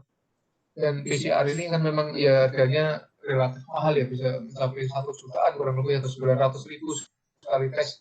Tapi yang paling sensitif. Tapi kalau yang rapid itu memang tidak spesifik, tetapi memang hasilnya bisa cepat ya, 1 atau 2 hari sudah jadi. Itu yang bisa saya jelaskan, semoga bermanfaat. Ya dok, terima kasih atas penjelasan yang telah diberikan. Selanjutnya dari Pak Lukman Hadi, masih ada yang mau ditanyakan tadi Pak? Silahkan Pak. Pak Lukman. Pak Lukman. Atau Bu Ramlah Said. Iya. Oh iya, Bu Ramlah Said. Oh iya Pak ya. Makasih. Assalamualaikum dok. Waalaikumsalam warahmatullahi wabarakatuh. Saya mau bertanya berkaitan dengan pasien COVID-19 OTG. Apakah orang OTG ini yang memiliki sistem imun yang tinggi sehingga tidak terlihat gejalanya? Terus kedua, di sini ada 2 kasus, istrinya positif COVID, tapi dia OTG. Tapi herannya kan diisolasi, tapi dalam satu rumah dengan suaminya, dan suaminya tidak terjangkit. Kenapa bisa seperti itu dok? Bukannya mereka tinggal sama, barang-barang yang mereka pakai sama, otomatis mereka sering berinteraksi. Oh iya. Ya, jadi tadi yang pertama adalah tentang OTG itu ya, kenapa tanpa gejala tapi bisa kena COVID gitu, maksudnya begitu? Maksudnya begini, yang positif COVID-19 yang OTG dok, apakah sistem imunnya yang tinggi sehingga tidak terlihat sakit? Oh iya. Jadi orang tanpa gejala itu belum tentu itu ya, apakah imunnya tinggi sehingga tidak terkena COVID itu? Iya, bisa jadi karena sistem imun tubuhnya sangat tinggi. Jadi atau mungkin dia memang virus COVID itu untuk mencapai tadi ya, bisa terkena atau muncul gejala itu kan muncul 5-6 hari setelah seseorang itu pertama kali terinfeksi virus. Tapi bisa juga masa inkubasinya itu maksimal sampai 14 hari ya. Jadi saya pikir kalau ada yang orang tanpa gejala itu ada banyak sekali kemungkinan. Misalnya pertama memang benar-benar dia daya tubuhnya tinggi, atau yang kedua memang dia virusnya itu masih dalam proses untuk menyerang sehingga gejalanya itu akan timbul atau muncul, karena kan tadi minimal munculnya 5 hari dan maksimal 14 hari setelah terinfeksi. Tapi kalau setelah 14 hari sudah tidak apa-apa atau aman ya otomatis tidak masalah yang tentang OTG tadi. Kemudian tadi tentang pertanyaan yang kedua tadi bagus ya, tentang istrinya yang diisolasi padahal ada suaminya dan suaminya tidak apa-apa. Ya saya pikir kalau walaupun satu rumah mereka misalnya bahkan tidur bersama pun, kalau memang itu ya salah satunya itu daya tahan tubuhnya kuat dan mungkin mereka juga menerapkan sistem protokol kesehatan yang sangat ketat, ya saya pikir nggak masalah atau aman-aman saja. Cuman yang agak mengkhawatirkan atau rentan kan memang kalau di rumah itu ada anak-anak atau ada lansia atau orang yang berusia lanjut. Ya saya pikir begitu Bu. Begini dok, tapi kan di sini kan ibu itu kena dengan anaknya, dengan saudaranya, terus diisolasi satu rumah.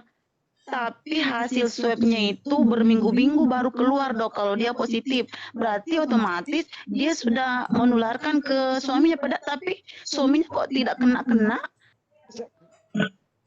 Oh iya, suaminya sudah dites belum Bu? Itu sudah di swab Dites Pak. Dites dok. negatif atau positif suaminya? Negatif. Oh, ya kalau negatif mungkin bisa nanti beberapa hari kemudian dites ulang lagi. Kalau benar-benar negatif berarti benar-benar negatif. Terus kalau dites ulang positif lah itu ada kemungkinan juga suaminya positif. Memang itu suaminya termasuk rentan terkena, tetapi bukan berarti pasti kena. Itu berbeda. Ya begitu Bu. Ya, bisa saya jelaskan. Oh Mungkin ada iya yang mau dok. tanyakan lagi Bu. Jadi memang tadi dalam suasana seperti itu memang ibunya tadi berpotensi menularkan, tapi tadi kan ada banyak sekali faktor. Mungkin memang suaminya itu memiliki daya imun yang tinggi, atau mungkin sudah terjadi itu ya, resistensi atau kekebalan dari suaminya itu terhadap virus COVID, atau mungkin memang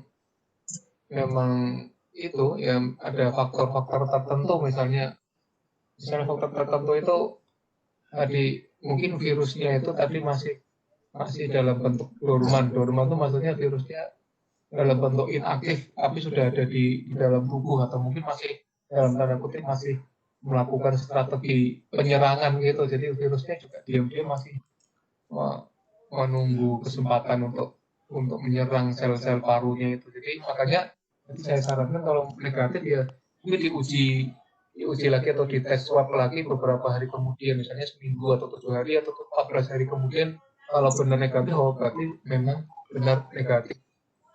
Begitu yang bisa saya sarankan. Oh iya. Terus bisa lagi tanya dok tentang Boleh. stem cell. Iya. Saya pernah nonton di TV, stem cell itu menyuntikkan sel baru ke tubuh manusia, begitu ya dok? Iya, kurang lebih semacam itu. Itu biasanya selnya itu diambil dari manusia atau dari binatang dok? Dari manusia Bu. Berarti bisa dipakai untuk mengobati COVID? Iya, bisa.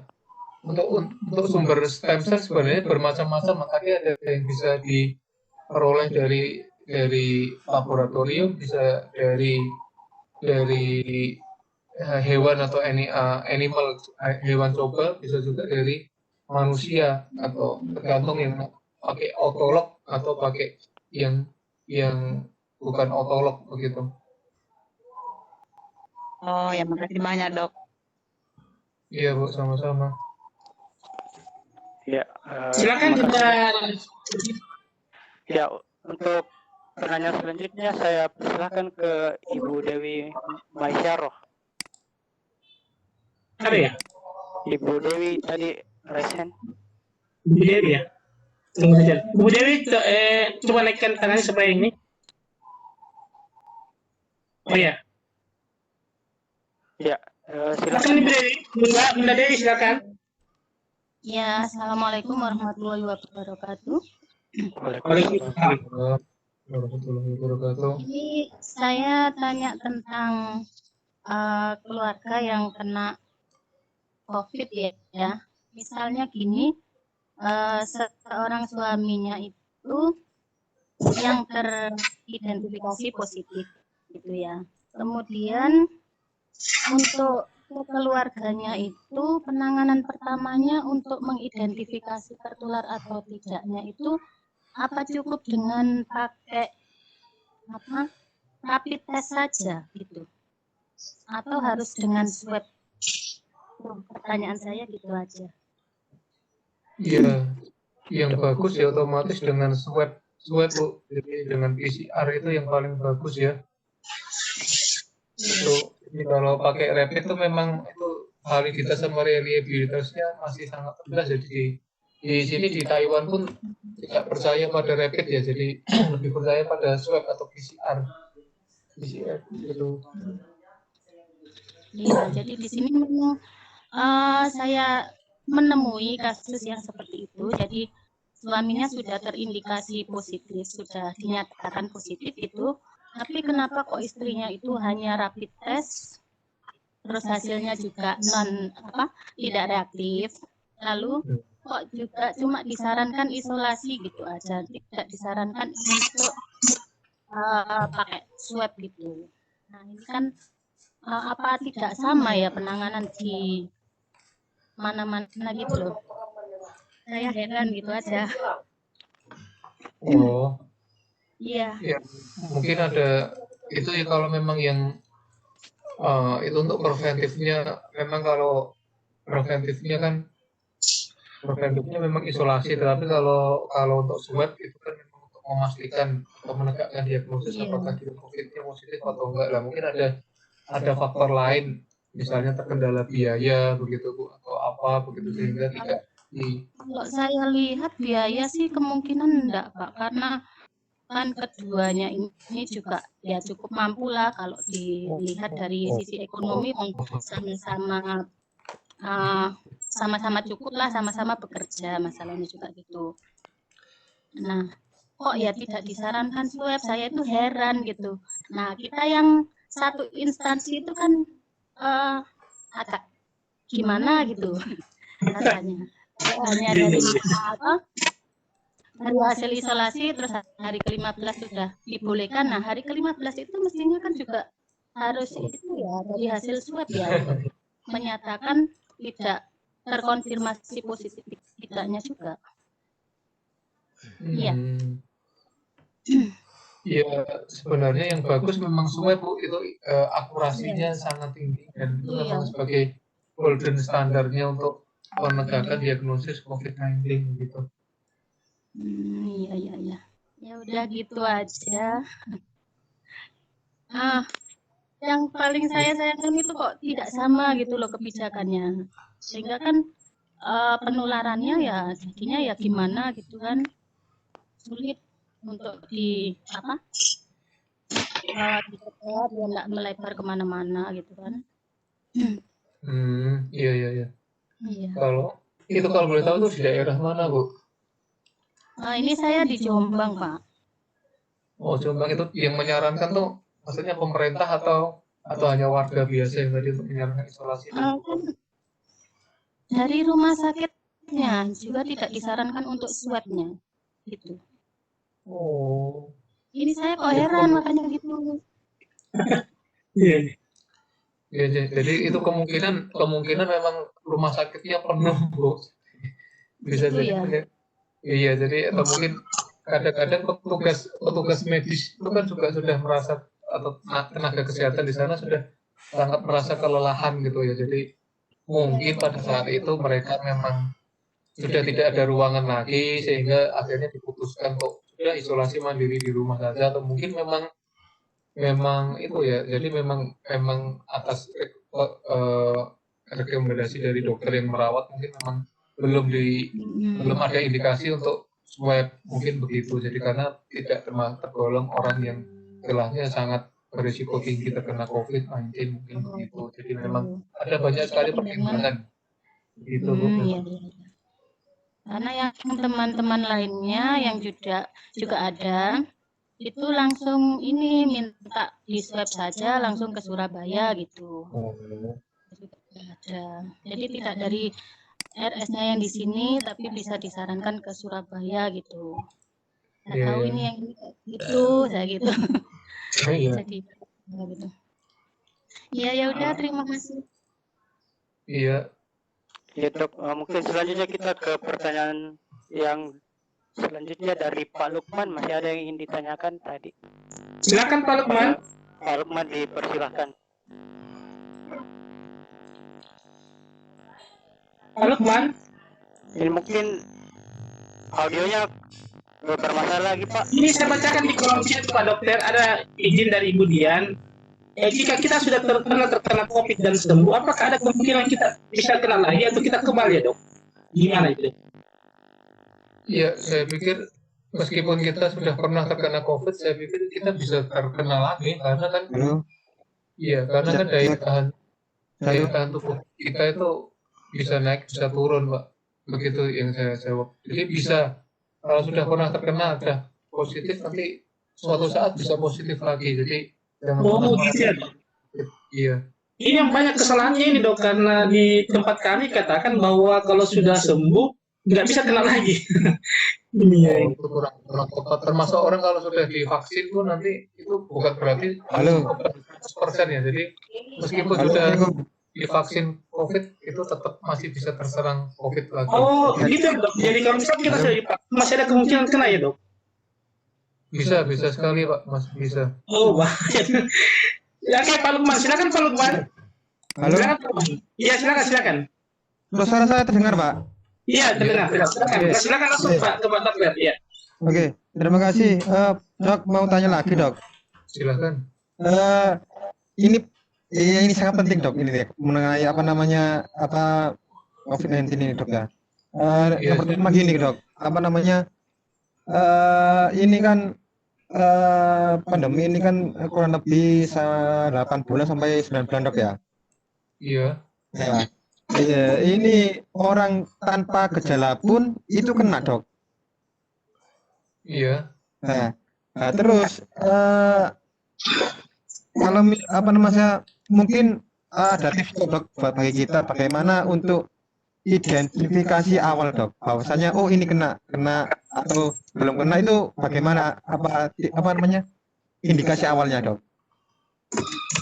Nah, Indikasi awal ya. Ini yang pertama, Dok. Ya, bentar, Dok. Yang kedua, ini tadi yang saya sambung tadi mengenai pembelajaran tatap muka, Dok ya.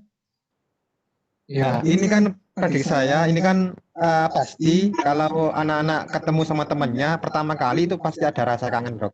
Pasti itu.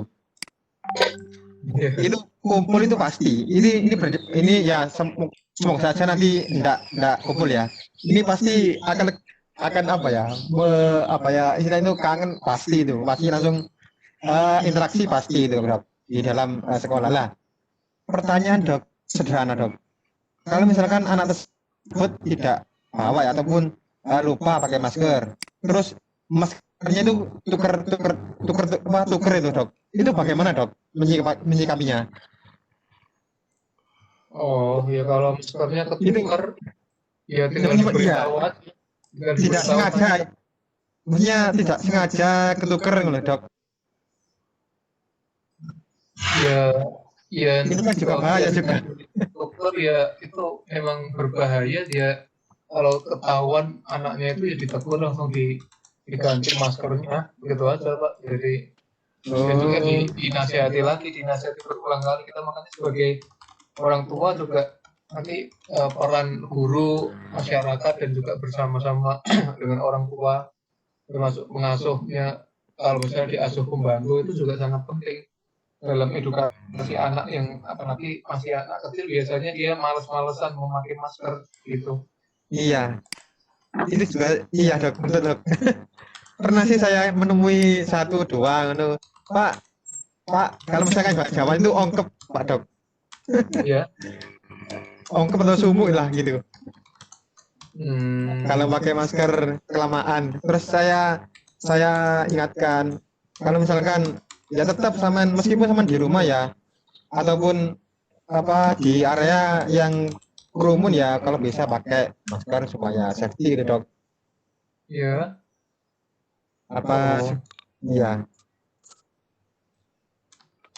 Iya, paham. Jadi kalau yang untuk berkerumun ya otomatis ya tetap tadi menjaga 3M tadi.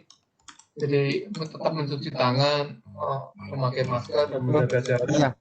Dok, satu lagi ini terakhir ini, Dok. Ya, kalau misalkan ini kan vaksinnya kalau misalkan didiskusikan sama beberapa itu buat guru atau yang lain. Kalau misalkan kita sudah tervaksin, itu apakah kita sudah bebas dari ini, Dok, COVID ini, Dok? Kalau sudah divaksin tadi sudah saya jelaskan, Pak. Jadi divaksin itu tidak menjamin langsung bebas 100% ya. Iya. Jadi memang itu vaksin itu sebenarnya hanya pencegahan sekunder ya. Jadi pencegahan primernya itu ya memang Iya. itu ada menjaga jarak Oh ya. itu tadi, dan Berarti 3M tetap, itu. ya. Berarti tetap kalau misalnya kita sudah vaksin tetap 3M itu dok ya? Iya, iya Oh, tetap 3M itu. oh, ngipun. Terima kasih dok untuk penjelasannya. Assalamualaikum. Oke, waalaikumsalam warahmatullahi wabarakatuh. Ya, terima kasih dok atas jawaban dan terima kasih Pak Lukman atas pertanyaan yang telah diberikan. Mungkin dari peserta webinar yang lain ada yang mau bertanya lagi? Ini ada dari kolom chat, saya bantu bacakan. Ini Pak Dok dari Pak Yudiansa, pertanyaannya, saya pernah di swab, hasilnya negatif. Pertanyaan saya, karena hasilnya negatif, apakah antibodi saya dapat dijadikan stem ya dok? Stem cell.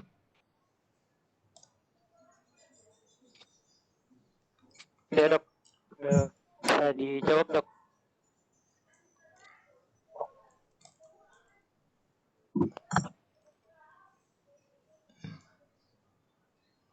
Dulu dok. Itu yang stem cell itu syaratnya sangat ketat Pak. Jadi bukan berarti hanya antibodi negatif saja ya yang untuk bisa dilakukan stem cell begitu.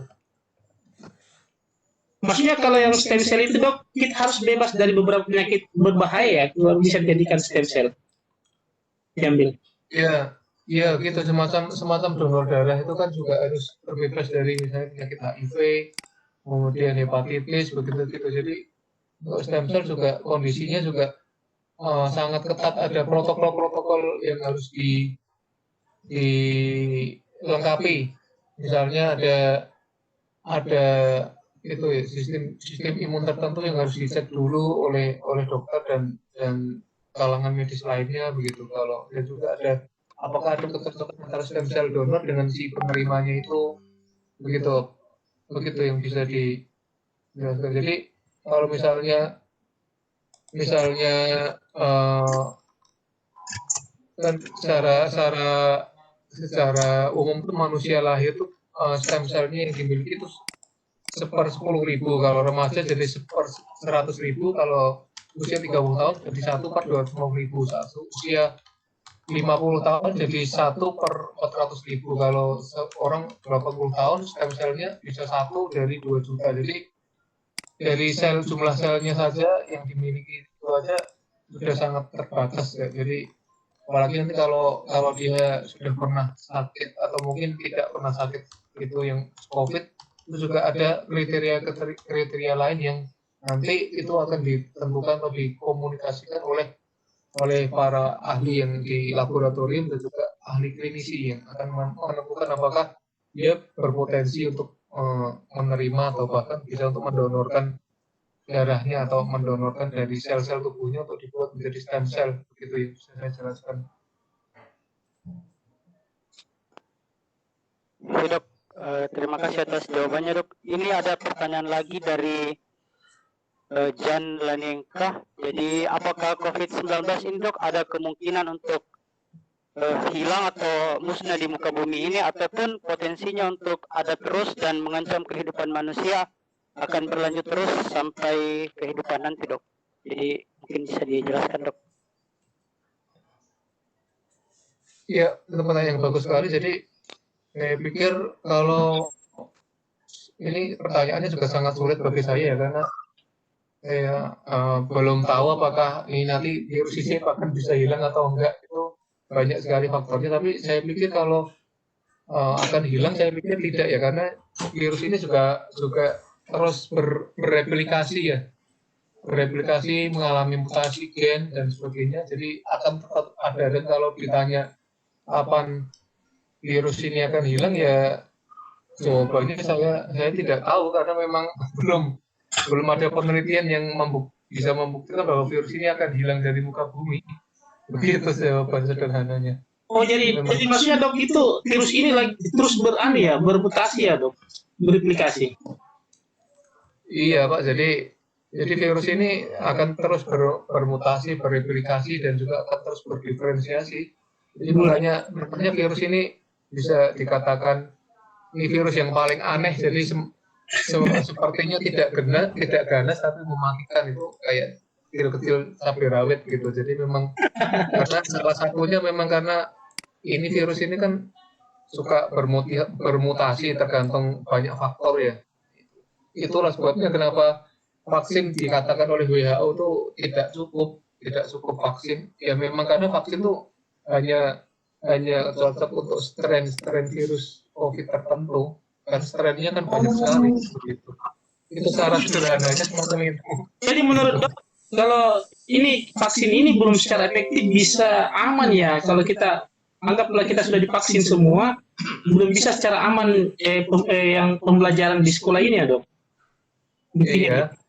Iya. Wah. Ya, belum tentu aman Pak, betul belum tentu aman.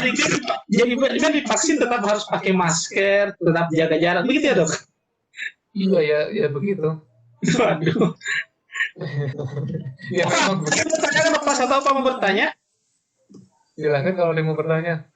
Oh Pak, mau bertanya apa? Ya. Kalau siapa tahu Pak mau bertanya sebelum kita ini? Oh ya, baik. Makasih Pak Muklis. Ya, silakan. Radi, moderator ya. Pak Dokter, pertanyaan saya sederhana saja dan singkat. Kira-kira Pak Dokter bisa merekomendasikan jenis-jenis makanan tertentu atau buah-buahan atau apalah yang penting atau sayuran, vegetables, fruits, or meal, makanan apa yang sebaiknya kita konsumsi melebihi dari makanan-makanan yang biasa saja kita konsumsi sehari-hari, yang bisa menahan lajunya, bukan barangkali menghilangkan tapi menekan seminimal mungkin lajunya COVID ini dalam tubuh kita. Terima kasih, itu aja Dok. Terima kasih. Oh, ya saya pikir kalau untuk makanan atau minuman tuh ya yang semua yang alami dan yang sehat, misalnya buah-buahan, sayuran, kemudian menghindari yang bisa berpotensi dalam tanda kutip menyebabkan tubuh kita menjadi tidak seimbang dalam hal homeostasis tubuh atau sistem itunya ya, jadi sistem baik sistem reproduksi, sistem imunnya atau sistem peredaran darahnya. Misalnya saja durian kalau terlalu banyak nanti bisa menyebabkan tekanan darah tinggi misalnya begitu, atau mungkin terlalu banyak memakan misalnya petai atau jengkol begitu, itu kurang bagus. Kemudian makanan yang banyak mengandung kadar garam atau gula tinggi, saya pikir begitu Pak. Jadi sepanjang dia makanan itu sehat, aman, alami, ya saya pikir aman-aman kita konsumsi, terutama yang dari buah-buah segar dan sayuran segar, apalagi jus itu kan langsung dari intisari atau saripati buah atau sayur itu yang kita jus itu bisa bermanfaat langsung untuk meningkatkan sistem kekebalan tubuh. Dan juga saya pikir ada, kalau kita bicara masalah tumbuhan kesehatan tuh kan ada yang bisa namanya Panax ginseng, ada yang namanya cordyceps, dan juga mungkin herbal dari Indonesia misalnya jahe atau apa itu, rempah-rempah atau pohon-pohon tuh baik juga untuk menghangatkan ya, misalnya minuman jahe atau wedang apa bajibir atau kesekoteng atau bandrek, nah itu bagus juga untuk meningkatkan sistem imun. Kalau mau yang dari apotek yang dijual bebas ya multivitamin, itu aja itu yang aman untuk sistem kekebalan tubuh kita untuk mengatasi COVID-19. Ya. Terima kasih Dok. Iya, sama-sama. Ya Dok, terima kasih atas jawaban yang telah diberikan. Jadi mungkin itu tadi pertanyaan terakhir dari Pak Adrianus. Jadi dengan pertanyaan terakhir tadi kita tutup sesi tanya jawab.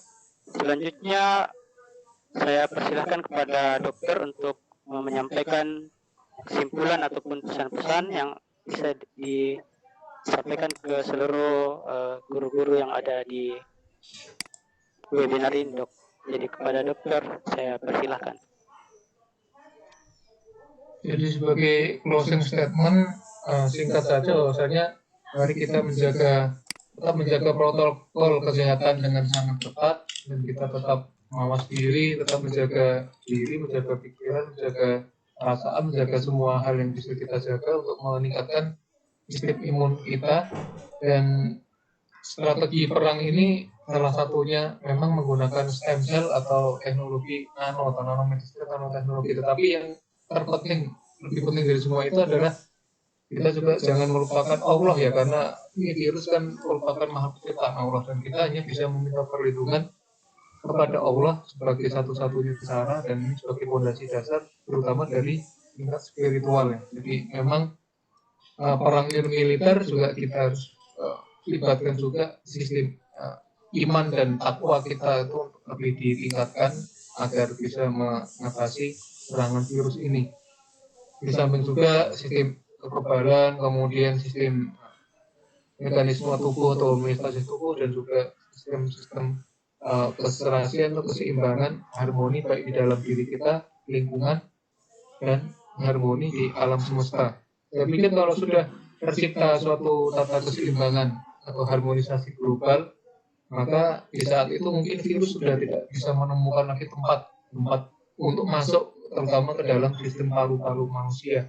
Nah, saat itu mungkin virus sudah kehilangan kesempatan untuk bermutasi atau dorman atau berkembang biak atau replikasi, sehingga kemungkinan virus bisa menjadi musnah karena dia sudah tidak punya tempat lagi untuk hidup di muka bumi, karena sudah tercipta harmonisasi atau keseimbangan di alam semesta, terutama karena manusia saat itu sudah menerapkan protokol kesehatan yang sangat ketat. Saya pikir begitu. Semoga bermanfaat. Ya, itulah tadi pesan-pesan dan kesimpulan yang telah disampaikan oleh Dr. Dito Anurogo, Magister Sains.